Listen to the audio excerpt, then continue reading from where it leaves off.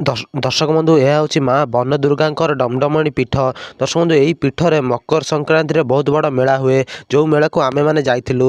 ଦର୍ଶକ ବନ୍ଧୁ, ଏହି ମେଳାରେ ବହୁତ ସାରା ଲୋକ ଆସିଥିଲେ, ପ୍ରାୟ 10,000 ଉର୍ଦ୍ଧ୍ୱ ଲୋକ ଏହି ଡମଡମଣି ମେଳାକୁ ଆସିଥିଲେ।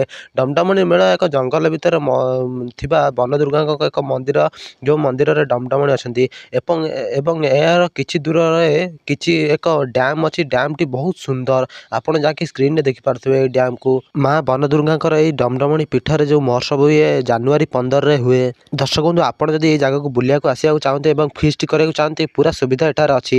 ଏହାର ଲୋକେସନର ଲିଙ୍କ୍ ମୁଁ ଆପଣଙ୍କୁ କମେଣ୍ଟ ସେକ୍ସନରେ ଦେଇଦେବି।